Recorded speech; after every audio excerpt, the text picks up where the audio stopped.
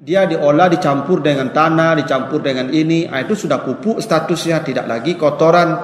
Ini kotoran yang murni, di kumpulan walaupun sudah kering tetap najis, tidak boleh dijual, tidak boleh dibeli. Jadi kalau ingin juga tanaman pakai pupuk apa itu kotoran hewan itu minta saja, tidak boleh dijual, tidak boleh dibeli. Pak minta ambo jadi jawi apa lah, beko ambo ganti biaya pengumpulannya, biaya pengambilannya, penggantian biaya boleh, jasa namanya. Kalau jasa boleh. Yang tak boleh tu bara sakaruang pak cirik jawi ke, kan 20.000, itu transaksi namanya, jual beli itu haram.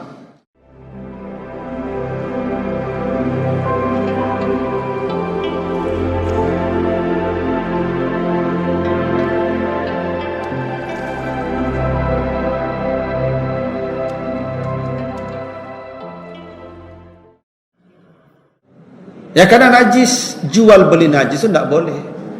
Ya, ini banyak sekarang Bapak Ibu orang jadi duit itu ya, yang beternak sapi misalnya itu cirik jawi itu di kumpulan itu dijual, enggak bau toto dijual karung-karung itu haram tuh Bapak Ibu ya. Karena najis, yang beli juga haram, sama dosanya, najis itu. Kecuali dia diolah jadi pupuk. Dia diolah, dicampur dengan tanah, dicampur dengan ini, itu sudah pupuk statusnya, tidak lagi kotoran. Ini kotoran yang murni, di kumpulan walaupun sudah kering tetap najis, tidak boleh dijual, tidak boleh dibeli. Jadi kalau ingin juga tanaman pakai pupuk apa itu kotoran hewan itu minta saja, tidak boleh dijual, tidak boleh dibeli. Pak minta ambo jadi jawi apa lah, beko ambo ganti biaya pengumpulannya, biaya pengambilannya, penggantian biaya boleh, jasa namanya. Kalau jasa boleh. Yang tak boleh tu bara sakaruang pak cirik jawi ke, kan 20.000, itu transaksi namanya, jual beli itu haram. Kalau diminta boleh, diganti nanti mungkinnya karuang atau biaya pengumpulannya itu boleh. Nah, kalau ndak mau ndak usah pakai cirik ayam, usah pakai cirik jawi, lain cari kalau ndak maunya. Ya kalau ndak amunya ndak usah pakai itu. Kecuali dan nyolah dulu jadi pupuk, ya telah dicampur dengan yang lain, itu bukan kotoran lagi. Ini yang murni kotoran hewan, tidak boleh Ibu perjualbelikan. Dijual haram, dibeli juga haram. Yang menjual berdosa, yang membeli sama dosanya. Nah, ibu-ibu yang suka bunga tolong perhatikan itu ya, jangan beli kotoran. Kalau pupuk yang kompos sifatnya yang sudah diolah itu boleh, tapi kotoran murni itu tidak boleh diperjualbelikan karena statusnya najis, haram. Kata Allah tadi haram, ya Nabi kata Nabi haram, Allah mengharamkan jual beli ya najis. Nah gitu. Nah lalu hadis berikutnya, hadis riwayat anak Muslim juga, kata Nabi, naha Rasulullah an samani as-sinnauri wal kalbi. Rasulullah mengharamkan jual beli kucing dan wawau. Nah ini, jadi kucing tidak boleh dijual, tidak boleh dibeli. Nah, sekarang kan banyak orang jual beli itu ya, ada kucing Anggora namanya Pak ya. Haram, apapun jenis kucingnya. Kalau anjing dah pasti karena dia najis. Ini kucing juga tidak boleh diperjualbelikan. Kenapa tidak boleh Ustaz? Ya tidak boleh saja, Nabi larang saja, tidak boleh, sudah selesai. Sado nama kucing. Nem bulu pendek, bulu panjang, tidak bulu sama. Pokoknya nem jenis kucing. Semua kucing haram dijual dan dibeli. Karena begini Bapak Ibu. Kalau yang lain tidak apa-apa, misalnya ya jual beli kelinci, tidak boleh. Boleh Bapak Ibu. Gini, dalam muamalah ini selain ibadah, semuanya boleh sampai ada dalil yang mengharamkan. Burung tidak ada dalil yang mengharamkan, juallah. Apalagi musang, tidak ada yang mengharam, tidak ada jual dan nas, sudahlah juallah. Tapi kalau kucing ada nasnya, ada hadisnya, hadis Muslim. Nah Rasulullah melarang apa? Jual beli kucing dan wawau. Jadi kucing tidak boleh diperjualbelikan. Diminta boleh. Ibu kalau ini memelihara kucing, kalau mau meliharanya boleh ibu. Ibu mau melihara kucing di rumah, walaupun serumah kucing ibu peliharalah. Yang tak boleh itu dijual dan dibeli, dijadikan komoditas. Itu tidak boleh. Haram, dilarang. Jadi kalau mau minta, Pak, tolong minta ambo kucing apa, Pak. Bisu ambo ganti biaya perawatannya. Dihitunglah biaya sejak dia lahir atau sejak dia dikandung.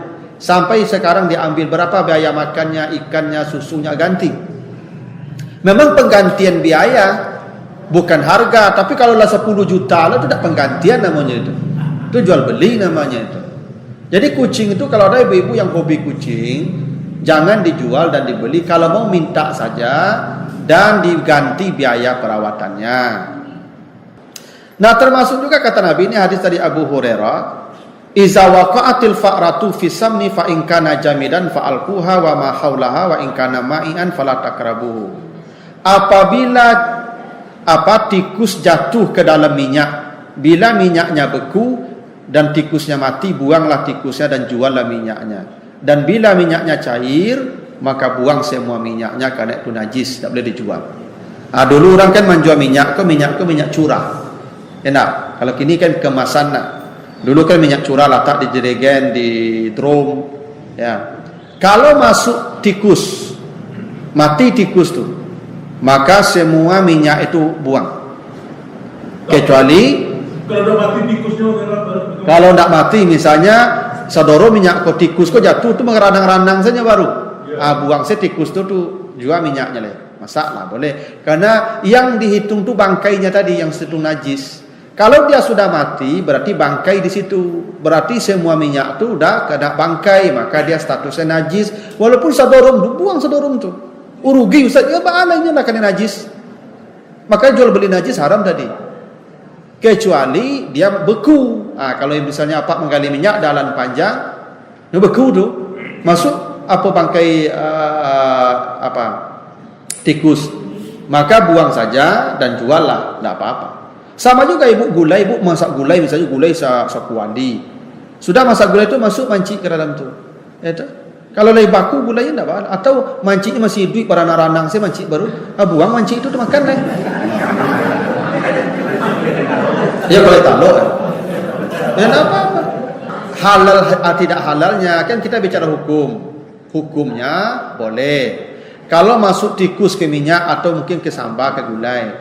Kalau tikus tidak mati, dia bukan bangkai, berarti buang saja. Jadi ibu kalau ambil gulai misalnya kan, masuk manci, buang saja manci itu kalau hidup ya, makan gulanya nih.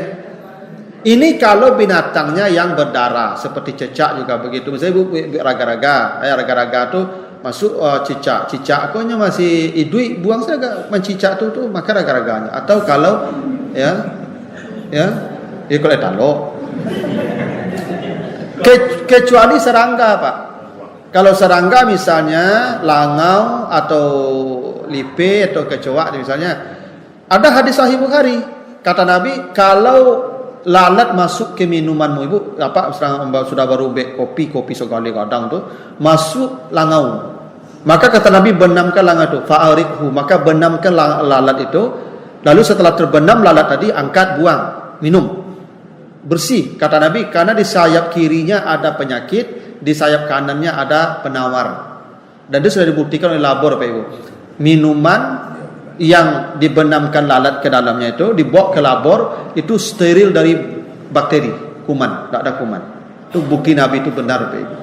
Jadi Ibu nanti kalau misalnya kalau ada kopi masuk langau, benamkan lupa. Setelah dibenamkan dia, dua-duanya sayapnya terbenam dia, baru buang minum lah.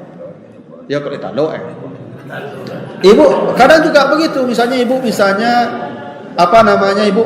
ambil kolak, kolak kok panci kolak dibuat. Sudah kolak kok dibuat masuk langau hijau. Maka ibu benamkan langau tu. Benamkan, tu buang, tu makan kolak leh. Aku jajuk ambo Ustaz. Aku nak taluk agen kurang. Durang kita nampak lu dah baalah. Inya dah baalah Ibu, nya berahsianya. Cuma dia awak dek jajuk dek nampak. Di orang dah nampak dah baalah nampaknya kau nyabi ku ni rumah. Tapi jadi saya jujur lah menyabui kenya. Bu, bakal banyak mana kolak bagian kamu. Jangan jujur Ibu jawabnya. Ambo patah selera ambo ya. Terus lah. Jangan Ibu sabui. Waduh langau kadang masuk tadi itu nya campaan itu apa Ibu. Nah, itu boleh. Kalau lalat tu boleh. Ya serangga, kecoak. Misal kalau kecoak masuk, kalaupun mati tak apa-apa. Karena itu binatang yang berdarah.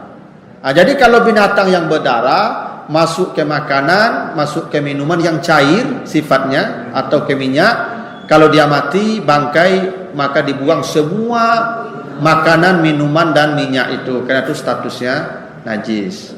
Tapi kalau serangga tidak, kalau masih hidup tidak. Itu ketetapannya. Lalu hadis berikutnya, Nabi melarang an asabil fahli wal malaki. Nabi itu mengharamkan mengambil upah dari persetubuhan binatang jantan dan menjual bibitnya. Ini di kampung banyak terjadi ini, Ibu. Ada orang sapi jantan. Di kampung kan tidak banyak sapi jantan, banyak betina. Atau kawin je sapinya itu dibayi sekali kawin sekian, itu haram tuh. Haram, tak boleh. Haram mengambil upah dari perkawinan hewan. Termasuk mencari tukang suntik. Yang tukang suntik hewan tuh kalau ngambil upah dia haram tuh. Kecuali mungkin penggantian jarum, penggantian obat tuh boleh. Tapi kalau sekali suntik sekian dibayar, haram. Makanya negara harus hadir di sini, Ibu. Negara tidak boleh abai. Semua suntik hewan itu harus gratis. Tidak boleh dibayar. Kalau dibayar itu menjadi haram. Apakah kawinnya kawin alami ataukah kawin buatan? Kalau ada pengambilan upah dari proses perkawinan hewan, maka upahnya itu menjadi haram. Yang ngasih upah haram, yang mengambil upah haram. Tidak boleh. Jadi kalau ada yang punya hewan jantan, dikawinkan saja, tidak usah dibayar. Haram mengambil upahnya itu.